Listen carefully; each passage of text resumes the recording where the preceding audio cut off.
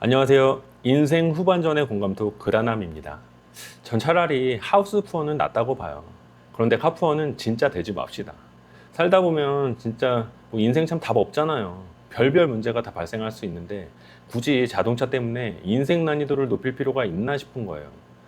정말 그 중고차 딜러분들 유튜브 채널 찾아서 영상 몇 개만 봐보세요. 별의별 사기 딜러도 많고 말도 안 되게 대출을 일으키기도 하고요.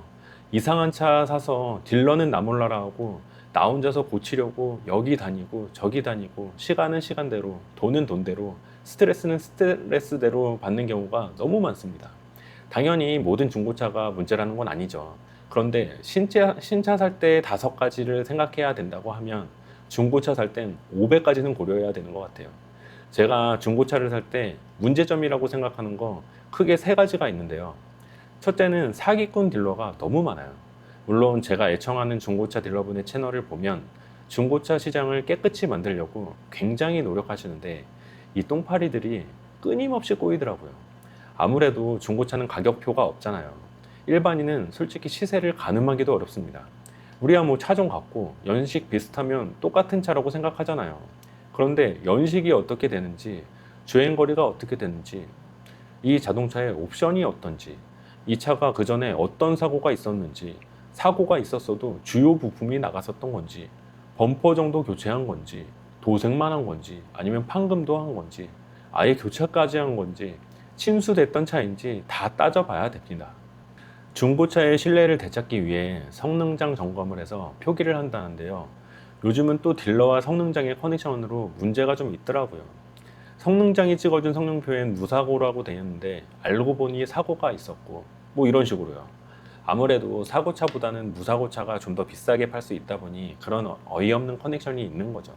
참 이런 말 하긴 뭐하지만 우리나라가 사기꾼에 대한 처벌 수위가 많이 낮다고 하더라고요. 두 번째가 내 능력보다 훨씬 높은 등급의 자동차를 사게 돼요.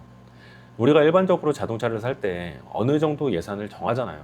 예를 들어 뭐 4천만 원으로 예산을 정했다 치자고요. 현금 4천만 원이든 아니면 현금 2천만 원에 할부 2천만 원이든지 말이죠. 이렇게 예산을 잡고 예를 들어 현대차 매장으로 가면 고를 수 있는 차종이 정해져 있습니다. 뭐 크게 고민할 것도 없죠. 서울에 있는 현대차 매장에서의 가격과 뭐 수원에 있는 현대차 매장이랑 가격도 같을 거 아니에요. 게다가 요즘 네이버 카페에서 미리 샀던 사람들이 난 딜러한테 어떤 서비스 품목을 받았다 뭐 이런 걸 다 공유를 하기 때문에 뭐 크게 속을 것도 없습니다. 물론 옵션을 하나하나 올리다 보면 뭐 소나타 사려던 게 그랜저를 계약할 수는 있어요. 그래도 뭐 몇백 차이기 때문에 내 생활에 타격을 입힐 정도는 아니거든요. 그런데 중고차 시장에 가면 이야기가 완전 다릅니다. 진짜 과장이 아니고요. 예산을 4천을 잡고 가도 진짜 4천만 원짜리 포르쉐를 계약하고 올 수도 있어요. 아니면 딜러의 뭐 뱀 같은 꼬드김으로 신용이 좋아 할부 더 땡길 수 있다면서 고금리로 몇천 더 빚지게 만듭니다. 사는 사람 입장에서는 뭐 신차 사면 소나타나 그랜저인데 포르쉐를 살 수 있다고 하니 혹할 수도 있죠.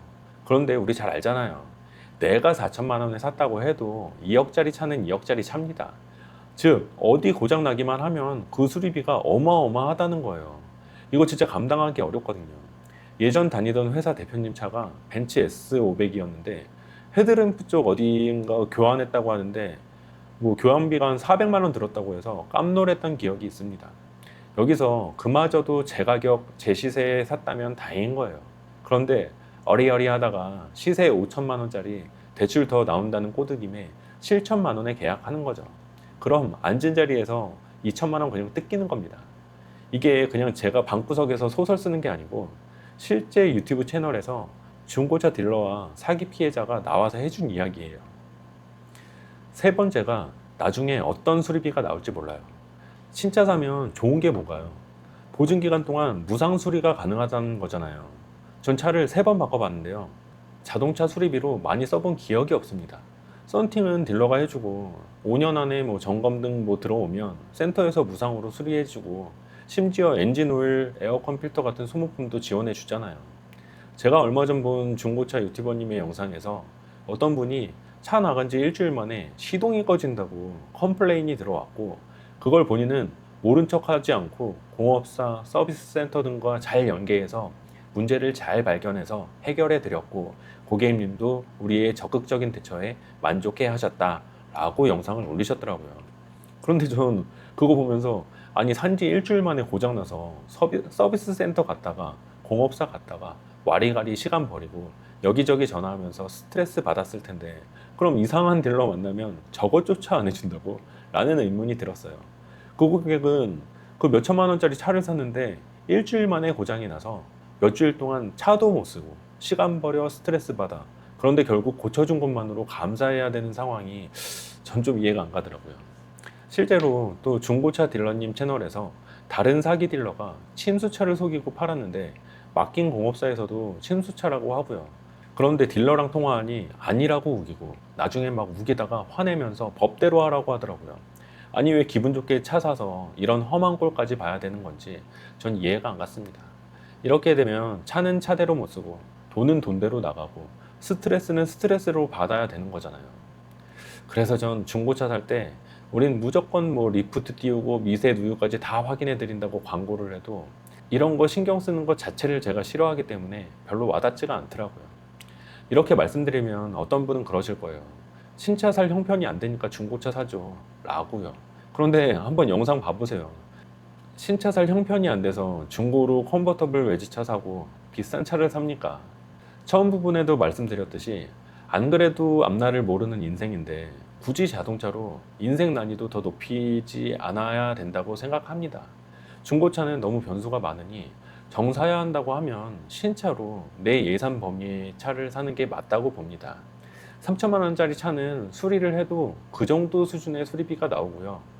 내가 아무리 싸게 사왔어도 2억짜리 차는 2억에 걸맞는 미친 수리비가 나와요. 어제 본 유튜브 영상에서 어르신이 끼케야 20대 초중반 사기 딜러한테 농락당하고 분해하시는 모습을 봤는데요. 정말 생각이 많아지더라고요. 실제로 어르신분들이 보이스피싱 같은 사기 피해를 당하면 돈도 돈이지만 굉장히 수치심을 느낀다고 하더라고요. 인생 후반전이 되면 이젠 돈을 벌 시간이 얼마 안 남았다는 겁니다. 당연히 내가 여유가 있어서 좋은 차 사면 누가 뭐라고 합니까? 그런데 카푸어라는 게 그런 거잖아요. 내가 감당하지 못할 자동차를 그것도 할부 이빠이 땡겨서 구매해서 뭐 매달 이자와 원금으로 허덕허덕하게 살게 되는 건데요. 은퇴해서 수입이 완전히 끊기면 그거 어떻게 감당합니까? 진짜 다른 거로도 충분히 힘들 여지가 많은데 굳이 인생을 더 힘들게 만들 필요가 있을까요? 인생 후반전 준비라는 게 물론 돈을 많이 모으는 것도 필요하겠지만 내 욕심, 내 욕망을 줄여서 생활비 자체를 줄이는 방법도 있습니다. 전 요즘 제 능력의 한계를 많이 느껴서 돈을 많이 모으겠다는 건 어느 정도 포기하고 내가 욕심과 욕망을 줄이는 연습을 하고 있습니다. 다행히 우리나라는 내가 허영심을 죽인다고 해서 초라하게 살 필요도 없습니다. 인당 30만 원짜리 뭐 스시 오마카세에서 나오는 연어조밥의 단백질과 마트 행사할 때 한 팩에 10,000원 하는 연어조밥의 단백질 양이 많이 다를까요? 뭐 톰브라운 50만 원짜리 반팔티 입는다고 더 시원하고 유니클로 뭐 19,900원짜리 반팔티 입는다고 더 덥거나 피부 발진 생기지 않잖아요. 맞잖아요. 자, 오늘은 중년의 카푸어만큼 비참한 게 없다라는 주제로 주저리 떠들어 봤습니다. 오늘 영상도 끝까지 봐주셔서 너무 감사하고요. 우리 인생 후반전을 좀 더 행복하게 보내기 위해 이런저런 의견을 나누면서 인생 이야기 나누는 그런 채널이 됐으면 좋겠습니다. 그럼 다음 영상에서 뵙겠습니다. 언젠가는 저도 구독자분들과 라방으로 술 한잔하며 이야기 나눌 날이 오겠죠? 올까요? 올 겁니다. 감사합니다. 또 뵙겠습니다.